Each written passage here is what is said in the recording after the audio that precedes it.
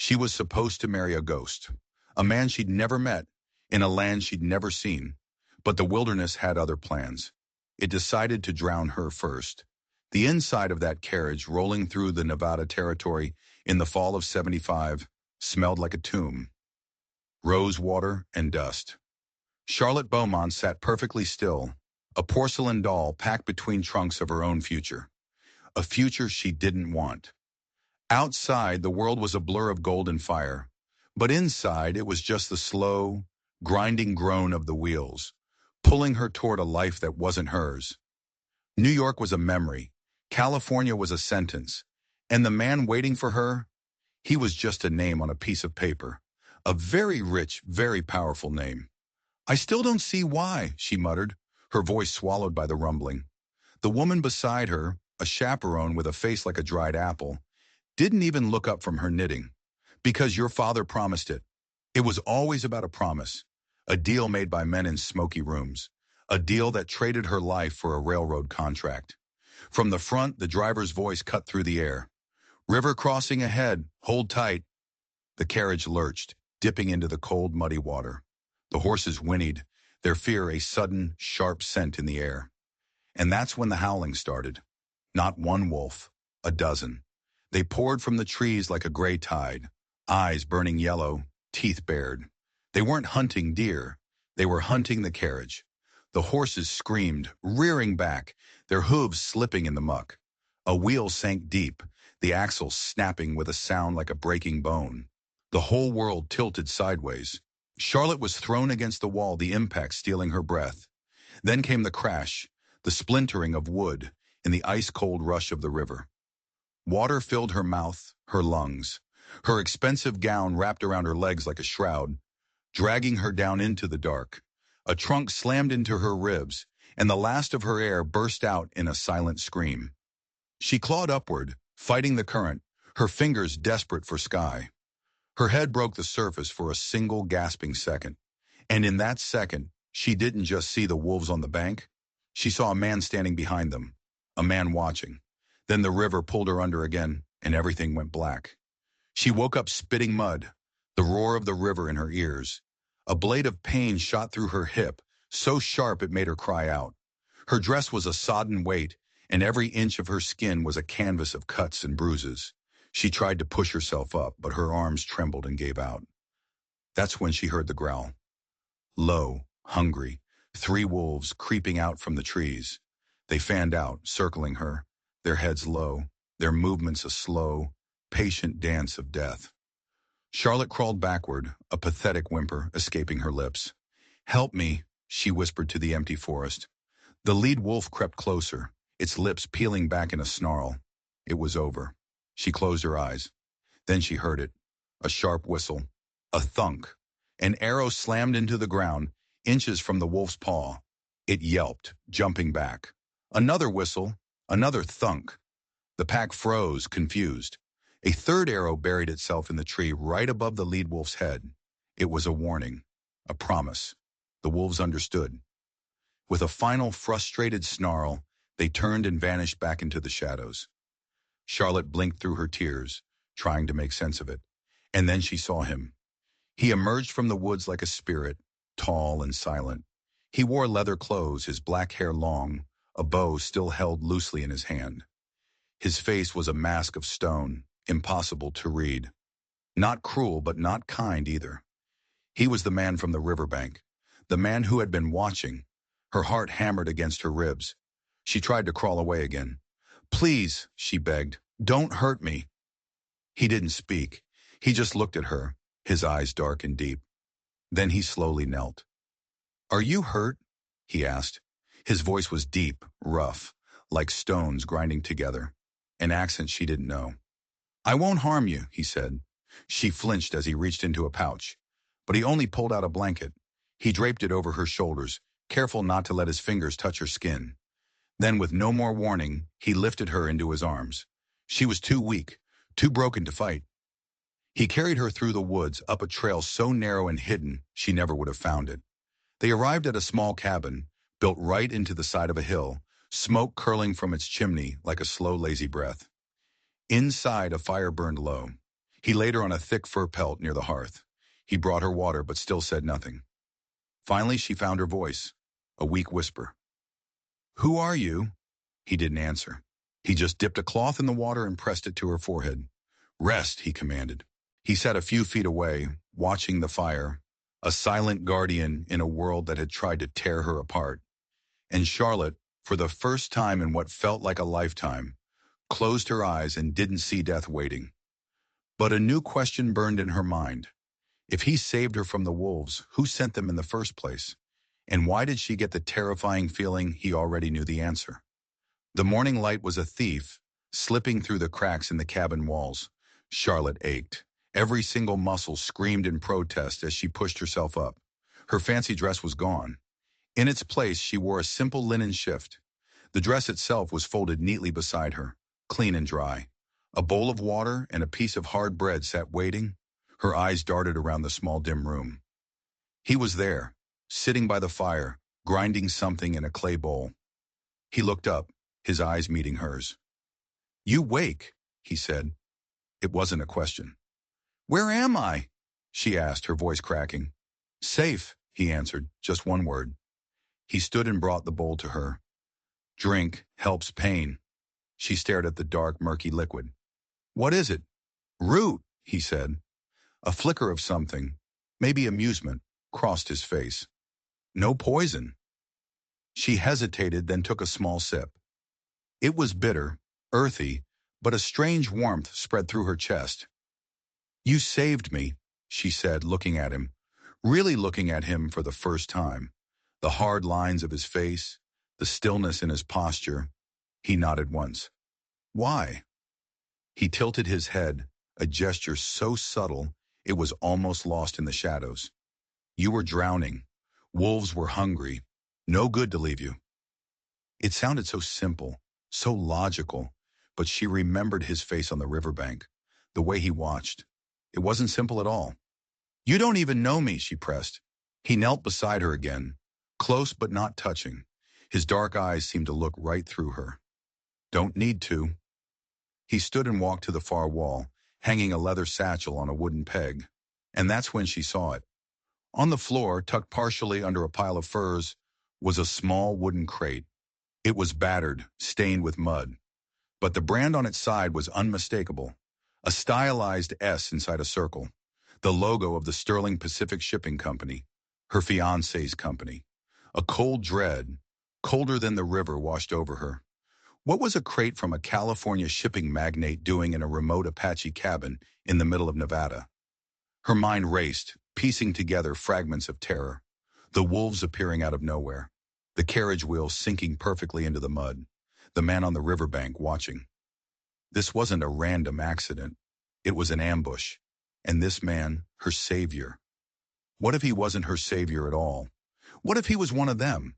One of the men sent to make sure she disappeared forever? She stared at his back, her hand instinctively reaching for the small, sharp rock she'd noticed by the hearth. He took a blanket, rolled it out by the door, and lay down with his back to her, as if he didn't have a care in the world. "You're not going to ask me anything?" she stammered, her voice shaking. "No," he said, his voice muffled by the blanket. "You rest. Tomorrow you walk."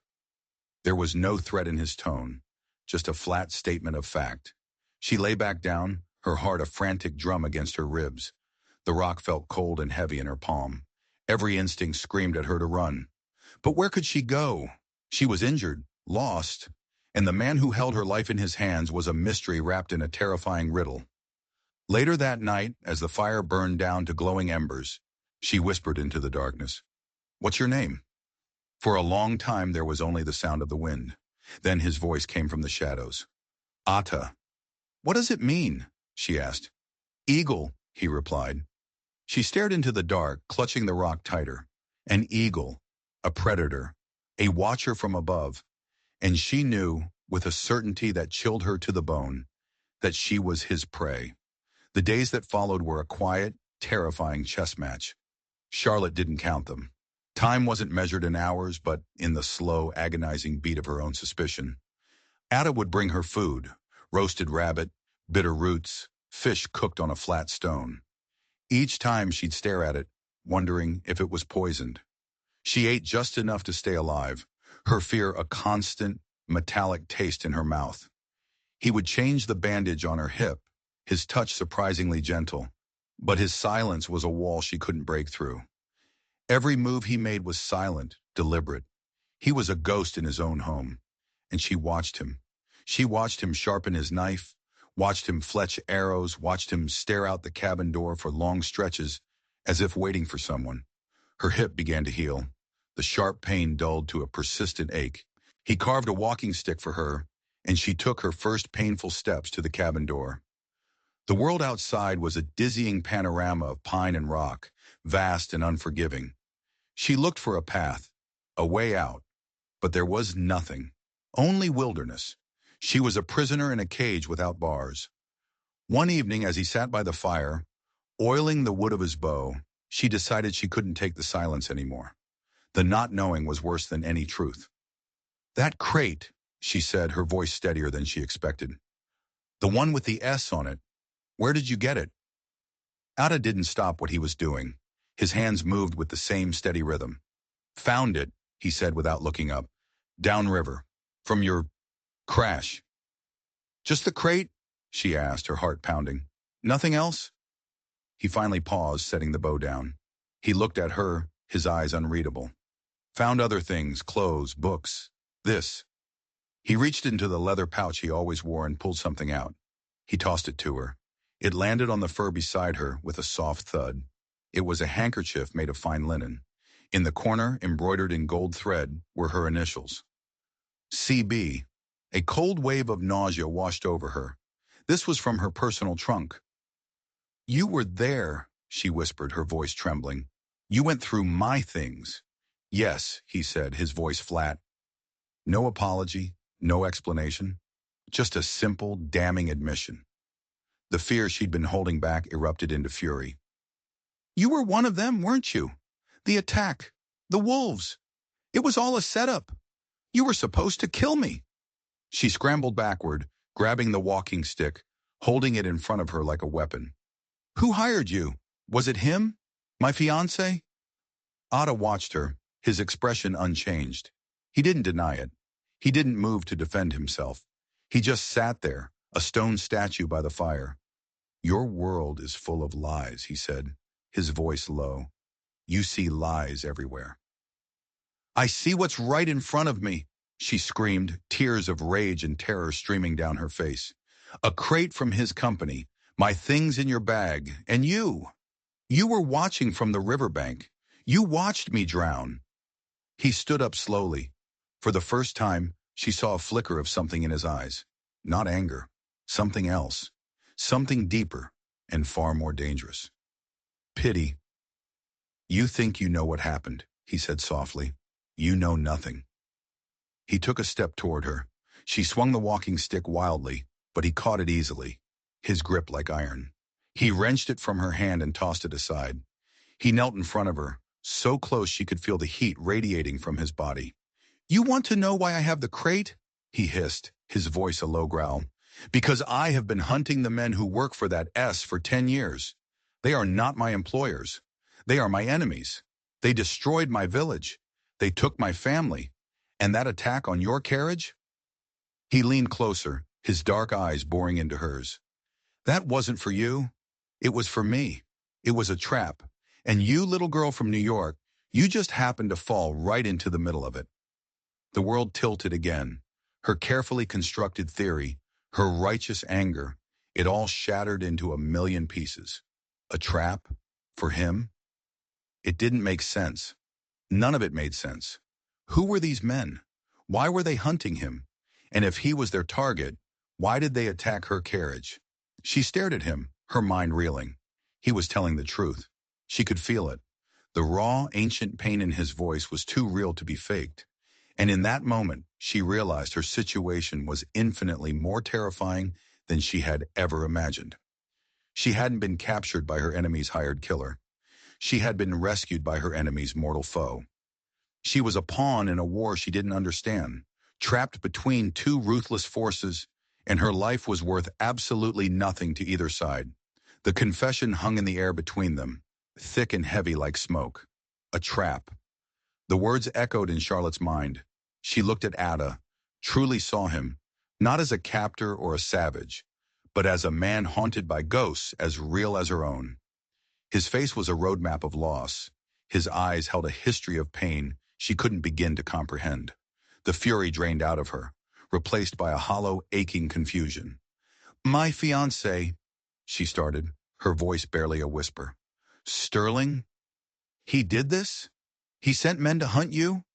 Ada stood and walked back to the fire, his back to her once more. "His name is not Sterling. Not to me. To me, he is the son of the man who burned the world." He picked up a log and placed it on the embers, sending a shower of sparks into the dim cabin. "When I was a boy," he began, his voice distant, "men came. They wore no uniform, but they carried rifles and promises. They worked for a man building a railroad, a man who wanted our land. My people refused to move. So, they made us move." He paused, and the silence that followed was heavier than any words. "They came at dawn. They burned our homes. They took the women, the children. I was 13. I watched my father die. I was taken, put in a cage, and sold to a fort to be civilized." Charlotte felt the air leave her lungs. She thought of her own father, of his business deals, his talk of expansion and progress. The Sterling Railroad contract had been his greatest achievement. "They beat me when I wouldn't speak," Ada continued, his voice devoid of emotion. "They tried to break me. After 3 moons, I escaped. I ran back to my home. But there was nothing left, just ashes. So I lived. I learned the mountains, the forest, and I watched. I watched the iron snake of the railroad cut through the land. And I learned the names of the men who built it on the bones of my people, the father and the son." He turned to face her, his eyes burning with a cold fire that had been smoldering for a decade. "The men who attacked your carriage were not common bandits. They are his men, private soldiers. They track me, hunt me. They use the forest to hide their dirty work. They thought to lure me out. A wrecked carriage, a damsel in distress. They know I cannot leave the innocent to die." It all clicked into place with a horrifying snap. The wolves had been a distraction. The crash, a piece of bait. They weren't there to kill her. They were there to use her as a pawn to draw Ada out of hiding. And it had worked perfectly. "So they're still out there," she breathed, the realization sending a fresh wave of terror through her. "They know you're here. They know you have me." "They know I took the bait," Ada corrected her. "They do not know if you are alive or dead. But they will come back. Not for you. For me. To finish the job." He walked to the cabin wall and took down his bow. He checked the string, his movements economical and precise. Charlotte watched him, her mind a whirlwind of fear and a strange, newfound clarity. She had been so wrong. About everything. This man wasn't her enemy. He was the only thing standing between her and the true monsters. The ones who wore fine suits and made deals in boardrooms. The ones who had arranged her marriage. The ones who had tried to have her killed. "What do we do?" she asked, her voice shaking but firm. For the first time she said we. Ada looked at her, a long, searching look. He seemed to see the shift in her, the terror hardening into resolve. "Tonight we rest," he said. "At dawn we move. This place is no longer safe." He handed her a knife from his belt. It was small, the handle wrapped in worn leather, the blade sharp and clean. "This is not for killing," he said, his voice low and serious. "It is for cutting, for making, for living. Only use it to defend. Never for anger." She took it, the weight of it surprisingly heavy in her palm. It felt real, solid. It was the first thing in this new life that truly belonged to her. That night she didn't sleep near the door. She moved her furs closer to the hearth, near him. She didn't have a plan. She didn't know what tomorrow would bring, but for the first time since the river had swallowed her, she wasn't alone in her fear. The man she had thought was her captor was now her only ally, and his war was now her war. They left before the sun had even touched the highest peaks. The cabin, which had been her prison and then her sanctuary, disappeared behind them in the pre-dawn mist. Ada moved through the forest like a phantom, his feet making no sound on the damp earth. Charlotte followed, her hip protesting with a dull, throbbing ache. The knife he'd given her tucked into the simple rope belt she now wore. He didn't slow for her, but he never got too far ahead. It was a silent command. Keep up or be left behind. Survival was a race, and the wilderness did not wait for the weak. For hours they climbed, moving higher into the rocky, unforgiving terrain. Ada taught her as they went, his words as sparse and direct as his movements. This one, he said, pointing to a weed with a purple flower, good for fever.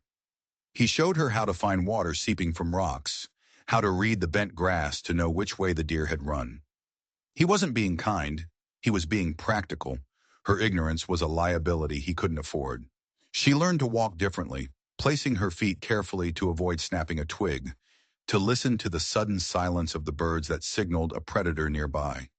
Her soft city hands grew calloused, her face scratched from branches, her lungs burning from the thin mountain air. She was being stripped down to her barest self, the layers of polite society peeling away with every painful step. That night they made a cold camp in a shallow cave hidden behind a waterfall. There would be no fire to betray their position. They ate dried meat and hard berries from a pouch Ada carried. The roaring water masked any sound, creating a pocket of isolation in the vast, dark wilderness. Huddled in the damp chill, Charlotte looked at Ada. In the faint light filtering through the cascade, his face seemed carved from the mountain itself. "They killed your family," she said softly, the words barely audible over the water. "Do you ever miss them?" He was silent for a long time, staring out at the curtain of water. "To miss something," he finally said, "you must believe it is gone. I carry them, here." He tapped his chest. "They are not gone. They are waiting." "Waiting for what?" she whispered. "For justice," he replied, and the word held the weight of a lifetime of grief and rage. "The man who gave the order, Sterling's father, he is dead now, but his poison remains. His son." Charlotte shivered, though not from the cold. She thought of the single photograph she'd seen of her fiancé, a handsome man with cold eyes and a thin, cruel smile, a man who inherited an empire built on blood. "He wanted me dead," she realized aloud. "The attack wasn't just to lure you out. If I disappeared, he wouldn't have to marry me. He could make a deal for my father's railroad shares without the complication of a wife." "He does not care about you," Ada said flatly. "You are a piece on a board, a contract, nothing more." The words should have hurt. A week ago they would have shattered her, but now they were just true. She was nothing to that world she came from. A pretty object to be sold and discarded. But here in this cave, freezing and exhausted, she was something else. She was a survivor. She looked down at the knife in her hand. For living, he had said, she finally understood. Survival wasn't just about breathing, it was about fighting back. "Teach me," she said, her voice finding a new strength. "Teach me to fight, not just to cut rope or find water. Teach me how to be a threat. I am not a piece on a board, not anymore." Ada turned to look at her, his dark eyes studying her in the gloom. He saw the pampered girl from the carriage was gone, replaced by someone harder, someone forged in fear and fury. He saw the fire in her eyes, a reflection of his own. Without a word, he reached over and took her hand. He turned it palm up, tracing the new calluses with his thumb. Then he nodded once. A silent agreement, a promise. In the heart of the wilderness, an alliance was forged. The society girl and the Apache warrior. Two ghosts from two different worlds, united by a single purpose: to hunt the men who had tried to bury them. The lessons began at dawn. There was no gentle instruction, no room for error. Ada was a harsh teacher because the wilderness was a harsher one. He started with the knife. He showed her not just how to hold it, but how to make it an extension of her own hand. How to parry, how to slash, how to find the weak points in an attacker's defense. Her arms ached, her muscles burned, but she never complained. With every drill, with every painful block, she felt a piece of the old, helpless Charlotte fall away. He taught her how to move without a sound, to use shadows and terrain as her allies. "The forest does not see with eyes alone," he would say. "It feels. You must become a part of it. A rock, a shadow, a whisper on the wind." She learned to track, not just animals, but men. The subtle difference in a boot print, the significance of a broken twig, the faint foreign scent of tobacco on the breeze. Her senses, dulled by years of city life, sharpened to a razor's edge. She started to see the world as he did, not as a landscape, but as a living map of signs and dangers. One afternoon, he took her to a narrow ravine. He handed her his bow. It was heavy, the string taut and unforgiving. "You are small," he said. "You cannot win with strength. You must win with this." He placed an arrow in her hand. "This is your voice now. Make it speak from a distance." Her first shots were pathetic. The arrows wobbled, falling harmlessly to the ground. Her shoulders screamed in protest, but she didn't stop.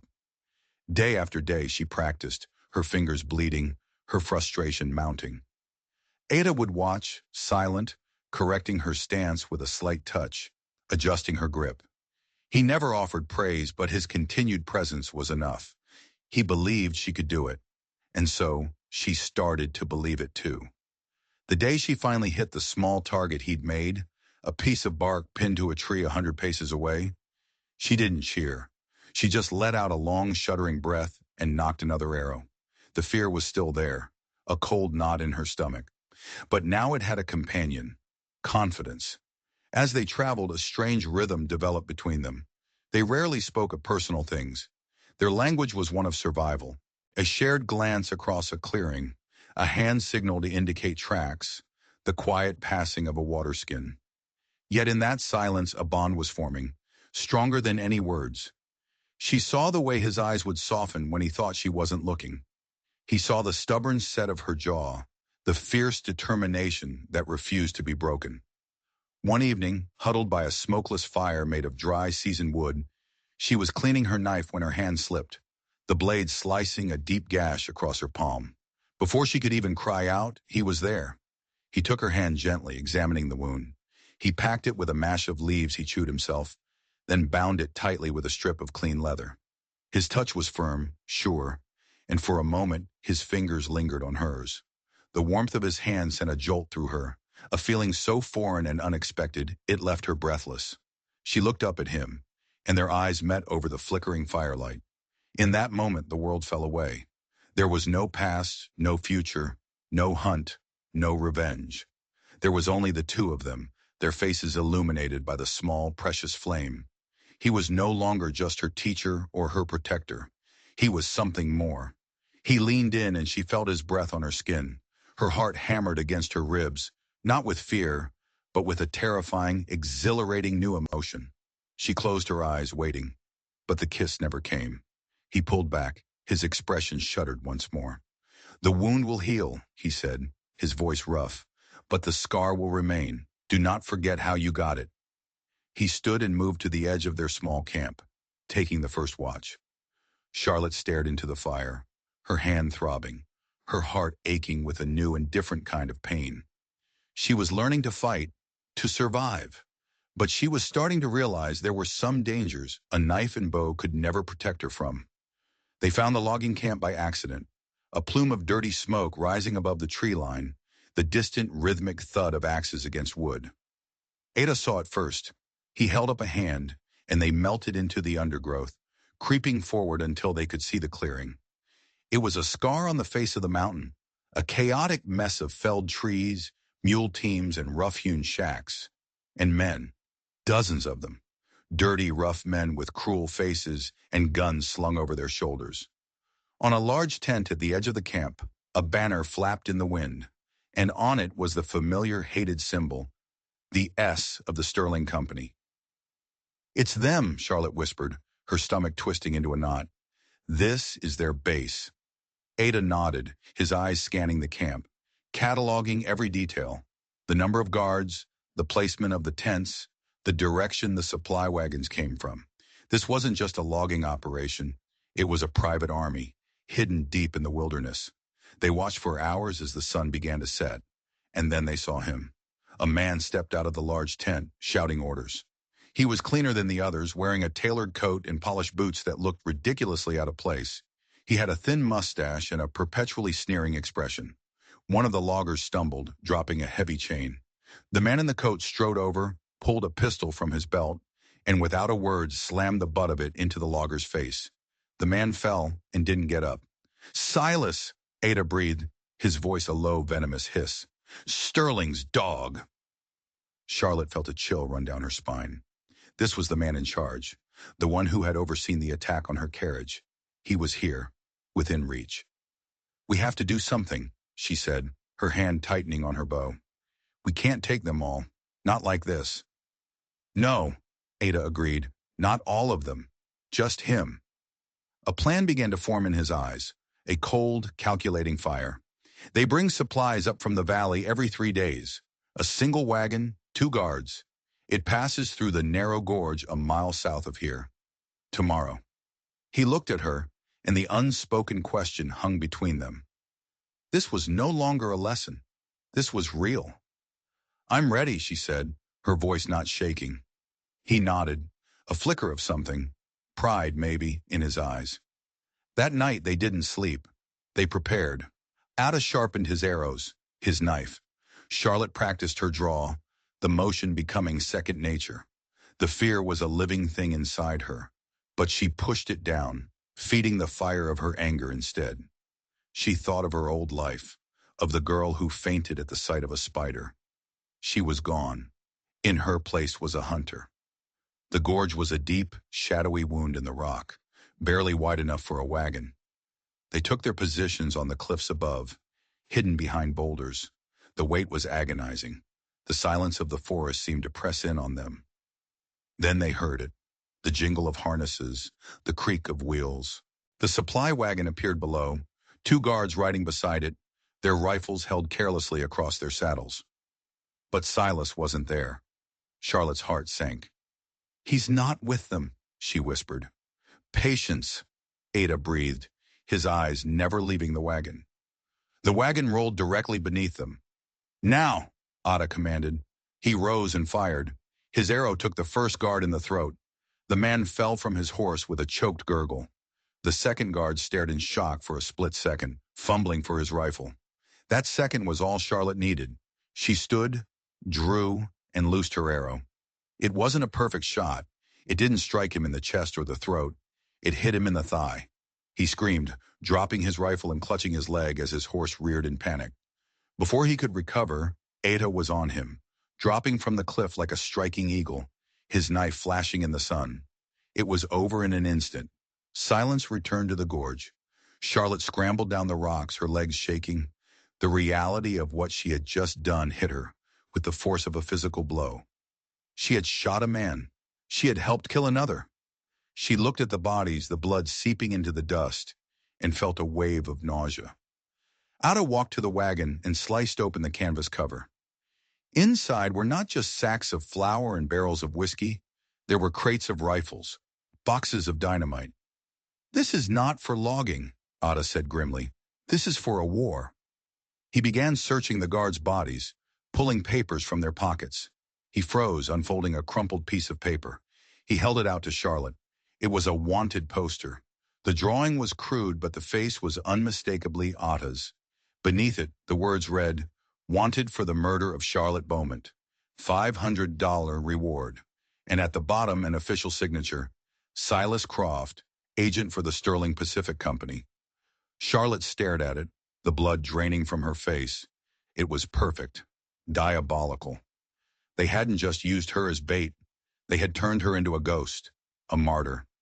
They had already written the story of her death, casting Atta as the villain. Now anyone who found them wouldn't be a rescuer. They would be a bounty hunter, coming to avenge the poor, murdered society girl. They hadn't just set a trap for Atta. They had built a cage around both of them, and the bars were closing in. The wanted poster changed everything. They weren't just fugitives anymore. They were murderers in the eyes of the world. Every stranger was a potential threat, every distant shout a possible bounty hunter. The wilderness, once their shield, now felt like a shrinking prison. "He's clever," Charlotte said, her voice flat as she stared at the poster. "Silas, he's not just a thug. He's making sure there are no loose ends. If we're found, we'll be shot on sight." "No questions asked." Ada crumpled the poster in his fist. "He has made a mistake," he said, his voice a low growl. "He has given us his name." They abandoned the wagon, taking only what they could carry, a rifle, ammunition, and a few sticks of dynamite. They moved with a new urgency, a new desperation. The hunt had been reversed. They were no longer just running. They were now hunting Silas. But they were two people against an army. They needed an advantage, an equalizer. "The dynamite," Ada said, his eyes gleaming with a dangerous idea. "We do not fight his army, we break it." The plan was audacious, reckless, and likely suicidal. They would return to the logging camp, not to attack it head-on, but to cripple it from within. The next 2 days were a blur of tense, silent work. Under the cover of darkness, they scouted the perimeter of the camp again and again, mapping the guards' patrol routes, identifying the weak points. They found what they were looking for, the main supply tent, where the bulk of the explosives and munitions were stored. And beside it, the makeshift stables where the horses and mules were kept. "Fire and fear," Ada whispered, as they lay on a ridge overlooking the camp. "They are better weapons than bullets." The night of the attack was moonless, the sky a blanket of impenetrable black. They moved like shadows, their faces darkened with mud and charcoal. Charlotte's heart hammered against her ribs so hard she was sure the guards could hear it. This was it. There was no turning back. They slipped past the first sentry, a man half asleep on a stump, his rifle leaning against a tree. Ada moved with a chilling efficiency, his knife a silent whisper in the dark. The man never made a sound. One down. They crept toward the supply tent. Charlotte's job was the stables. While Ada planted the dynamite, she was to create the diversion. She held a small bundle of oil-soaked rags and a flint and steel, her hands trembling so badly she could barely hold them.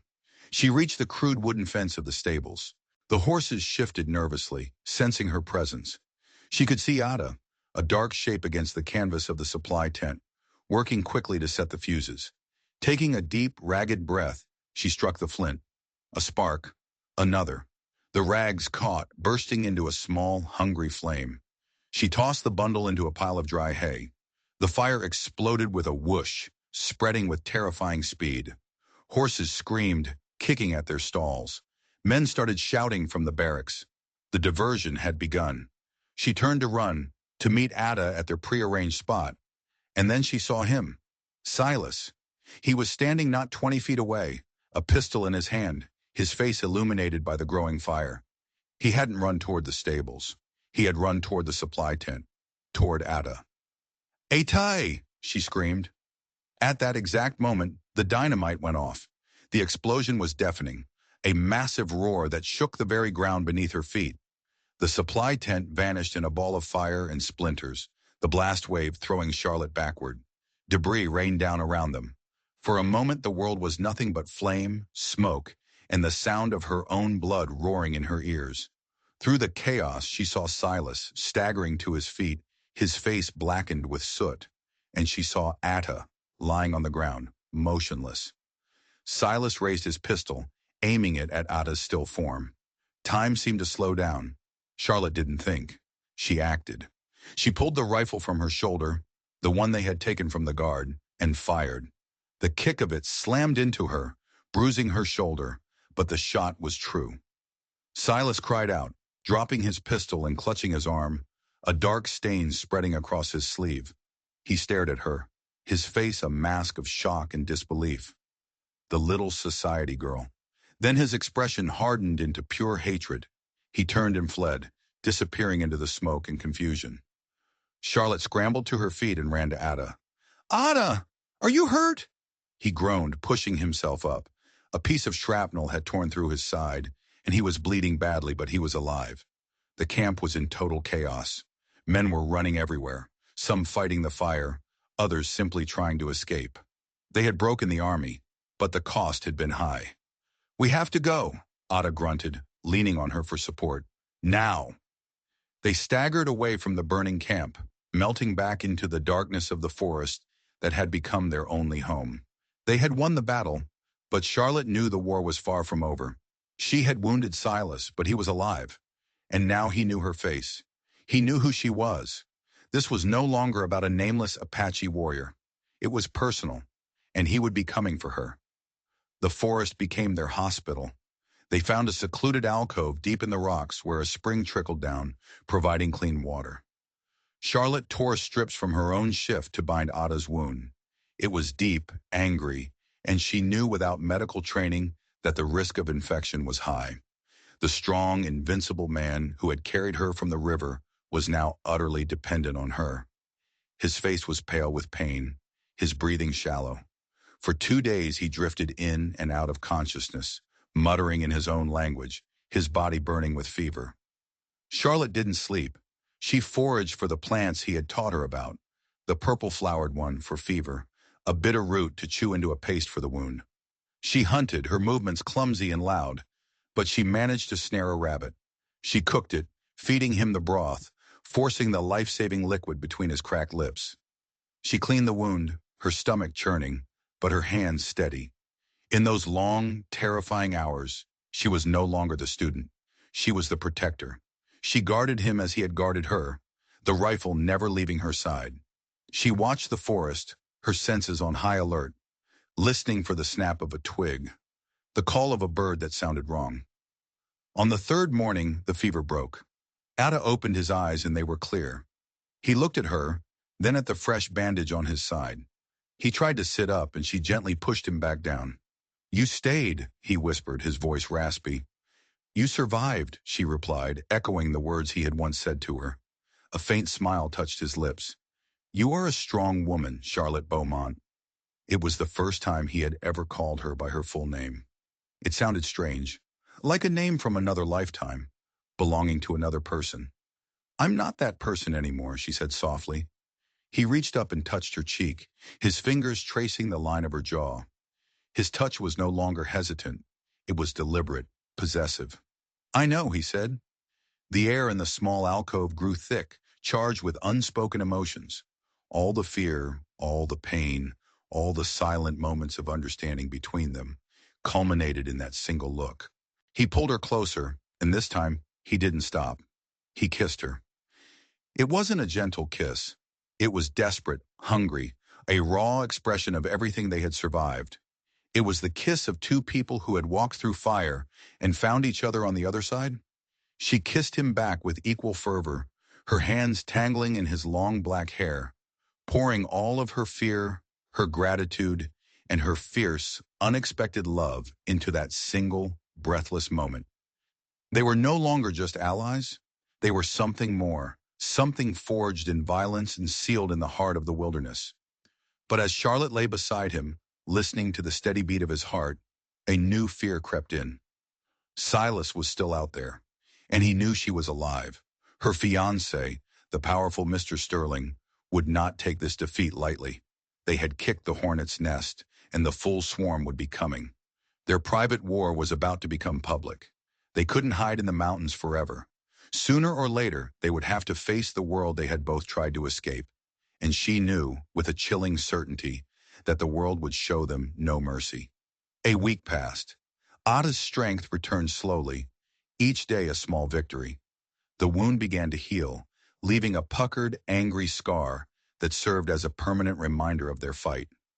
Charlotte continued to hunt and forage, her skills growing with each passing day. She had become a creature of the forest, her movements sure, her senses sharp. The bond between them deepened in the quiet intimacy of their recovery. They spoke more now, sharing stories of their past lives. He told her of the legends of his people, of the eagle and the coyote. She told him about the crowded streets of New York, of the suffocating pressure of her former life. They were two halves of a world that should have been forever separate. But here in this wild place, they fit together perfectly. But their fragile peace could not last. One morning, scouting the ridge above their camp, Ada saw them, a patrol of a dozen men, moving in a disciplined formation through the trees below. They weren't the dirty, rough loggers from the camp. These men were different. They wore clean uniforms, carried new rifles, and moved with military precision. And at their lead, his arm in a sling, was Silas. "He brought soldiers," Ada said when he returned, his face grim. "Not his private thugs. Real soldiers from the fort." Charlotte's blood ran cold.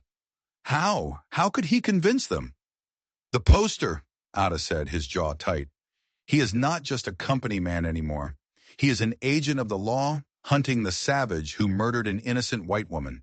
He has turned the United States Army into his personal revenge squad. The cage had just grown infinitely larger. They were no longer hiding from a corporation. They were hiding from a nation. We can't fight them, Charlotte said, her voice shaking.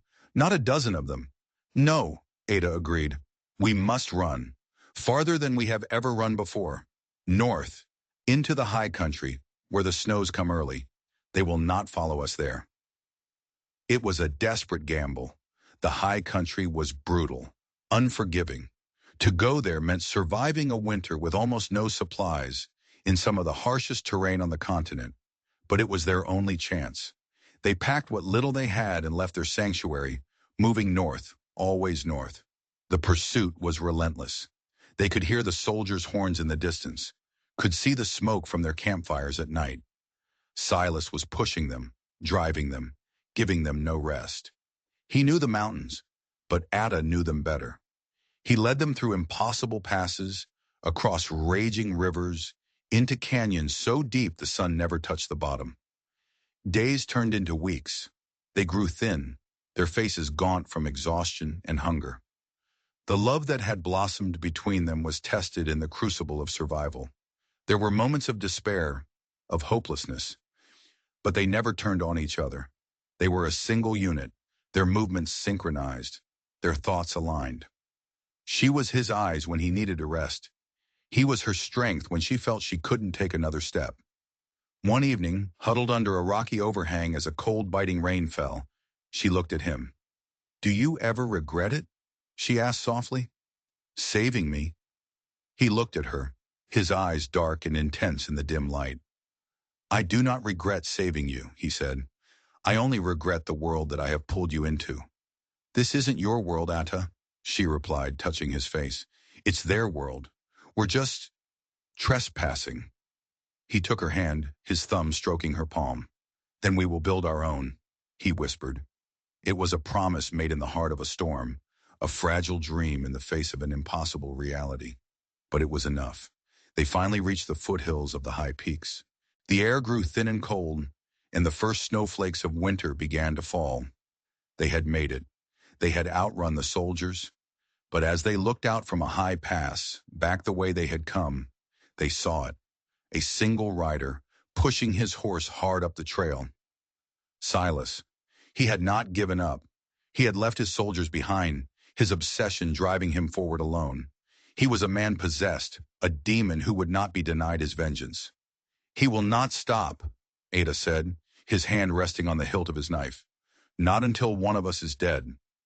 Charlotte looked at the lone rider, then at Ada. She knew he was right. They had run long enough. The time for hiding was over. Here, on the roof of the world, with winter closing in, their war would finally reach its end. "No," she said, her voice clear and cold as the mountain air. "Not one of us. Him." The final confrontation was not a battle. It was a trap, set on their own terms. They chose their ground carefully, a narrow, wind-swept ridge with a sheer drop on one side and a steep, rocky incline on the other. There was no room for maneuver, no place to hide. It would be a place of finality. They waited. The wind howled around them, carrying the first real bite of winter. Charlotte lay flat behind a cluster of rocks, the rifle clutched in her hands. Ada was hidden 20 yards away, a shadow among shadows, his bow ready. They could hear the labored breathing of Silas's horse as he made the final ascent. He appeared at the edge of the ridge, a dark silhouette against the gray, snowy sky. He dismounted, his eyes scanning the empty landscape. His arm was still in a sling, but he held a pistol in his good hand. "I know you're here, Red Man," he shouted, his voice snatched away by the wind. "And I know you have her. The little whore. Give her to me, and I might let you live." Silence was his only answer. He took a few steps forward, his boots crunching on the frozen ground. "There's nowhere left to run. Sterling wants his property back. He sent 100 men. The whole territory's crawling with them. You're finished." It was a lie, but a good one. He was trying to flush them out, to make them panic. But Charlotte and Ada remained still, their breathing slow and steady. They were a part of the mountain now. Silas grew frustrated. He fired his pistol into the rocks near Charlotte's position. The bullet ricocheted with a high-pitched whine. "Show yourself, coward!" That was the signal. Ada rose from his hiding spot, not with his bow, but with his knife in hand. He was 100 feet away, an impossible distance. "You want me, dog?" Ada called out, his voice cutting through the wind. "Come and get me." Silas grinned, a cruel, triumphant expression. This is what he wanted, a final, personal duel. He raised his pistol, but his eyes were on Ada. He never saw Charlotte. She rose from behind the rocks, took a steady beat on his back, and squeezed the trigger. The rifle's report was like a crack of thunder. Silas jerked, a look of utter surprise on his face. He stumbled, not from the bullet, but from the shock of it. He had forgotten about her. He had underestimated her. It was his final, fatal mistake. As he stumbled, Ada covered the distance between them with the speed of a striking hawk. Silas tried to turn, to bring his pistol around, but he was too slow. Ada's knife flashed once. Silas crumpled to the ground, the snow around him turning a dark, brilliant red. It was over. The silence that descended on the ridge was absolute. The wind died down, and the snow began to fall in earnest, gently covering the body of their pursuer. Charlotte walked over to Ada, the rifle hanging limply in her hand. They stood over Silas's body, two survivors at the end of a long and bloody road. Ada reached down and pulled a leather satchel from Silas's belt. Inside was a thick sheaf of papers, letters, correspondence between Silas and Sterling. It was all there. The orders to attack the carriage, the plan to frame Ada, the confirmation of the illegal munitions, the entire conspiracy laid bare in Sterling's own arrogant hand. "Proof," Charlotte whispered. They had it, the weapon they needed to end the war for good. They left Silas's body for the wolves in the winter, a fitting end for a man who lived by the law of the predator. They made their way down from the high country, the letters wrapped carefully in oilskin. They were no longer running. They had a new purpose. Not revenge, justice. They journeyed for weeks, avoiding towns, traveling at night until they reached the telegraph office in the boomtown of Carson City. Charlotte, her face hidden by a heavy cloak, walked in alone. She sent 2 telegrams, one to her father in New York with a simple message. "Alive, have proof, all is not as it seems." The second was to the U.S. Marshals Service in San Francisco, detailing the location of an illegal private army and caches of weapons, all owned and operated by the Sterling Pacific Company.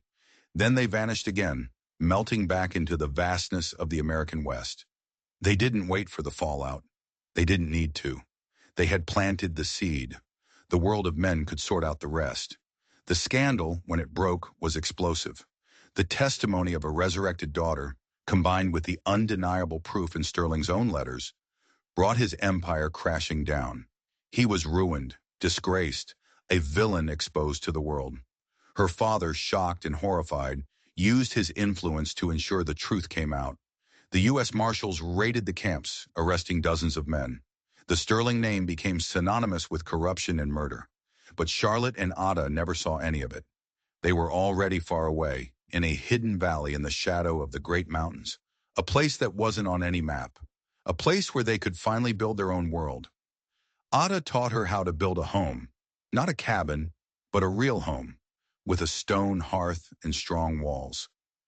Charlotte planted a garden, her hands, once soft and useless, now skilled at coaxing life from the rich soil. They found a new kind of silence between them, not the silence of suspicion or survival, but the quiet, easy silence of peace, of belonging. One afternoon, as she stood on the ridge overlooking their valley, Ada came and stood beside her. He wrapped his arms around her from behind, his chin resting on her shoulder. The wind whispered through the pines and the sun warmed their faces. "Do you ever miss it?" he asked softly. "The noise? The cities?" She leaned back against him, closing her eyes. She thought of the rose water and dust, of the rolling carriage, of the girl she used to be. It all felt like a dream, a story about someone else. "No," she whispered. "I was drowning long before I ever hit the river. You didn't just save my life, Ada." She turned in his arms, her eyes meeting his. You taught me how to live it. He smiled, a true, warm smile that reached his eyes. He placed a hand on her belly, where a new life was just beginning to stir. Our home, he murmured, will hold more than just two. Charlotte laid her hand over his, her heart full. They were two survivors, two ghosts from two broken worlds. But here, together, they were no longer lost. From the river to the fire, from fear to forever, they had found their way home. If the story of Charlotte and Ada, a love forged in the heart of the wild American frontier, captured your imagination, if you believe that true strength is found not in running from the world, but in building a new one, then do us a favor. Hit that like button, share your thoughts on their incredible journey in the comments below, and most importantly, subscribe to our channel for more stories of untamed hearts and unbreakable spirits. We'll see you next time, out here, where the legends of the West are still being written.